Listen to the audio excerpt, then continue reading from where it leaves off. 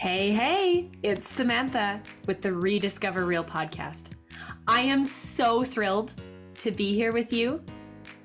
Are you feeling overwhelmed, confused, or stuck on a hamster wheel from constantly seeking external tools, validation, and buffering in a search for more joy and fulfillment?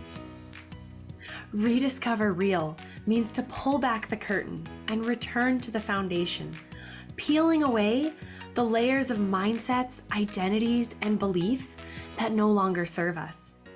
As we choose to grow, move forward, and show up fully as God intended, because at our very core, inside of you, lies everything already, as God created you absolutely perfect. We get to uncover and rediscover what's inside of us, and then to expand into what we're capable of.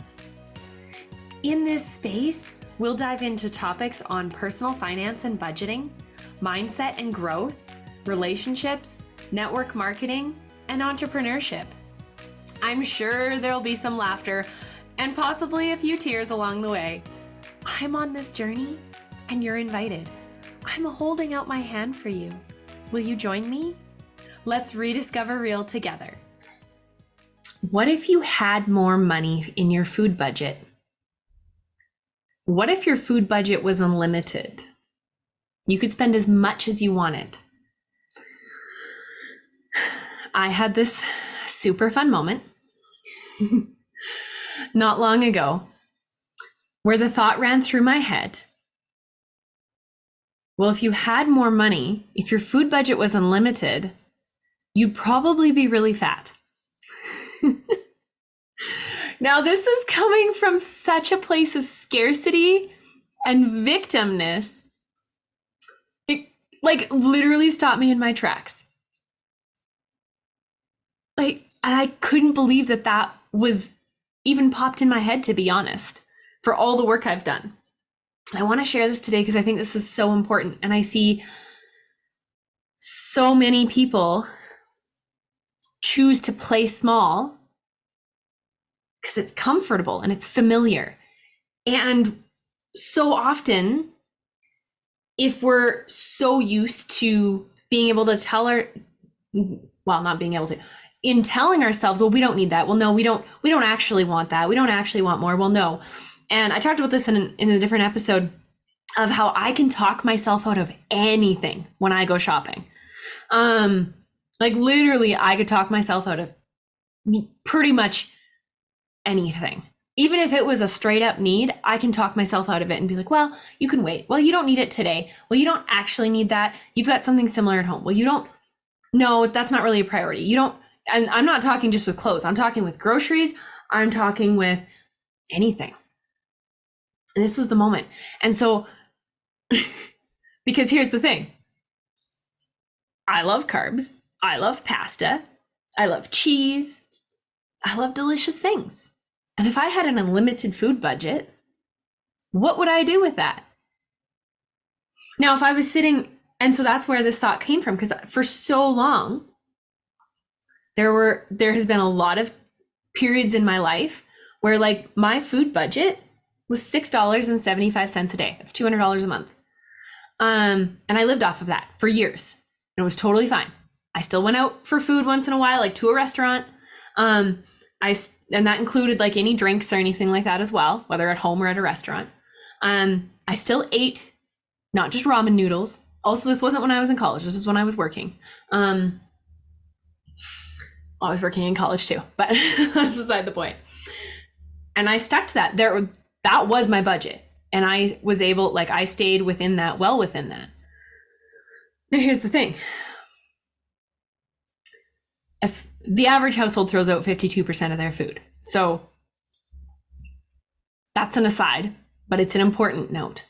And so it was totally possible. And I believe even today, most people could live off of way less food than what they purchase, and is for the same price, and actually probably eat better. Now, here's the thing. So I love carbs. We all love treats. We all love all the things, right? There is probably 9 times out of 10, even currently, because I'm not going to lie, my food budget isn't unlimited right now at all, by any means. where I tell myself no when I go to a grocery store. No, that's not in the budget. No, you can't afford that, whatever those pieces are. Now I'm working every time I go to the grocery store on shifting that language in my head to no, that's not a priority, instead of I can't afford that. And that's a huge thing. And that also then shifts, and how you do one thing is how you do all things. And like a rising tide lifts all boats. These are all quotes and sayings we've heard. And here's the thing and where that applies. Because if I stuck to that of, well, I can't afford it, well, someday when that comes around, and I have an example of this in a minute, when it comes around and all of a sudden, you do have more finances, let's say, and you can afford it, well, then you're probably going to buy the thing. And it's not necessarily going to be something that is good for your health and good for your goals on a health side of things, good for your body. It doesn't serve your body in positive ways, right? In ways for you to move forward and to show up and to steward your body well. So then you're going to end up probably in a place where you don't want to be on a health level, even though you get to go to the grocery store and buy the things now, but your jeans aren't fitting because you're buying the things, right? So we need to back that up. And my example of that actually is, so I told you what my food budget used to be. Then I was in a relationship. I chose to be in one, but I was in a relationship with someone. And I mean, I still joke to this day that their love language was food. And they love to like make me things and buy me things. And I went from like never eating fast food to frequently having, bacon, eggs from A&W, and regularly eating like chocolate mini eggs from the gas station, because they'd be purchased for me. It's not because suddenly my budget had changed, but because they wanted to do nice things for me. And I really appreciated that. But here's the finances that wasn't an issue on their end. And so here I was eating bacon, eggs, and chocolate mini eggs. And pictures will reflect on how that did not serve my body well, and also how tight my pants got, or straight up didn't fit anymore. And because it wasn't, my finances didn't change, but then it was there in front of you. And so that whole belief system, like, you kind of got to let's throw a little bomb in that for a second and go, okay, what do we actually need to shift here? So for me, coming back to this thought I had of like, well, if I had an unlimited food budget, like I probably wouldn't want that anyways. And it was this moment of like, well, you don't actually, the identity and that limited identity. And if you've listened to the last couple episodes about decisions and to cut off from and shifting your identity, for so long, I've told myself those like scarcity stories and made it sound good to stay where I was. And even where I'm at now, it's like, well, you don't really want to make more money because then you're going to get fat. Like I had married those two ideas. Like, if you make more money, you're going to get fat. Like, what? That's ridiculous. But that was where my brain went, because for so long I've like, you do whatever it takes sometimes to like shut those things down, right? And to sit in like that swamp and that like, well, this is just where we are. And we're just going to like, be content with what we have. And well, you don't really want that anyways. And you talk yourself out of it, right? So I got to flip that story. And here's the thing.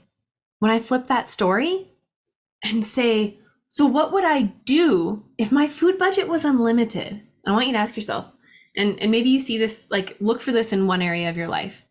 What do you think my story should be instead of that?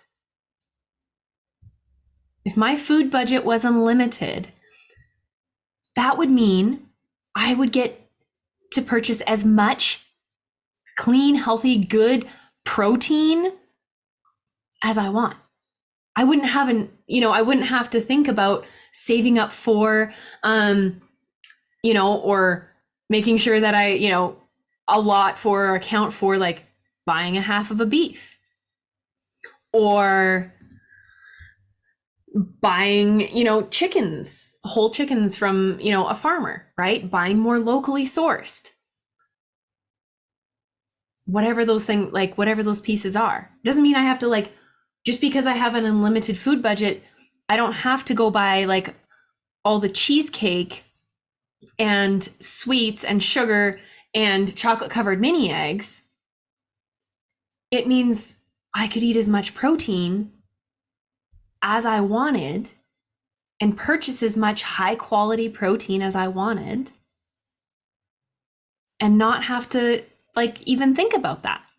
So when I flip that story and start and really sit in that, and that's a story that I can believe, right? If I'm just because you could oftentimes when we talk about changing the stories in our heads, our brains kind of want to call BS on it because you're like, well, that's not true. Cool, I'm a millionaire. No, you're not. Your brain instantly is like, no, that's BS. You're not. So what's the story that's actually believable to you right now that continues to expand that identity, right? And so it's not, I can go buy as much clean protein as I want right now, because the bottom line is your brain's like, no, you can't. You have a budget. If I wanted to go buy a whole beef right now, no, that's not a priority in the budget, right? That's not where my finances get to go because I'd like to pay my power bill as well, right? I'm talking without dipping into savings or anything like that. Just hopefully you understand where I'm coming from with this. So flipping that script in my brain, because that was one of those limiting beliefs that well, if you make more money, you're going to get fat. What if you made more money, that's going to serve your body even better because you're going to have more options. You're going to be able to make more choices, right? If you see a sale or you have the opportunity to, buy a half a beef with a friend or to split whatever that looks like, right? You have that option, right? Or even just to be able to purchase, more steaks or more, ground beef or whatever those things are, instead of, trying to stretch your protein. And I hear that a lot right now. Everybody's like, well, trying to stretch the protein. If you've hung out with me at all, you know how important health is, or protein is for our health, whether it be for building muscle, but also on all the levels, on so many levels for our health. And that's a really big deal. So what if we step into expansion? And that limiting belief actually was holding me back. I didn't realize that was sitting there under the surface. But then when you're well, I'm not doing the work, or I'm not showing up as much as I'd like, or, maybe you're in a situation where you're well, I make good money, but my money always disappears. Looking for that awareness and finding okay, what stories are going on in my brain? What am I telling myself? Now, that doesn't mean just because you have an unlimited food budget, you buy whatever you want and you don't, try to make good decisions or look for deals or, whatever. That doesn't mean you don't steward your finances well. That doesn't mean you all of a sudden start throwing out 52% of your food like the average household. You can still steward it well and make wise choices, but you're not doing it from a place of well, no, we just have to stay small. We have to play safe. Cause the result, our ego is trying to keep us safe and well, that would be scary. And that wouldn't end well. And that would cause pain in other areas of your life if you made more money. How crazy is that our brains go there? All right. So where do you do this in your life? Where do you see a story, or where do you see, sometimes it's easier to first identify that in somebody else. You hear someone talking and you're like, whoa, okay, I don't quite know where they got that story from, because I see that a totally different way. Where do you see that pattern in that story showing up? So if you see it in someone else, then go, okay, I can kind of see, you gather that awareness, and then you're okay, not to judge them. And then take that and go, okay, where do I do that in my life, right? You just finished another episode of the Rediscover Real podcast. My hope is always that you come away encouraged. And if you found this valuable, would you share it with a friend? And be sure to tag me on social media. I love seeing your takeaways. Don't forget to subscribe so you don't miss any episodes. And And I would so appreciate it if you took a second to rate and review this podcast so that more people can find it. Also, take a peek in the show notes for a link to my website that has a special gift just for you for listening today. As always, I'm on the journey and you're invited. Let's rediscover real together.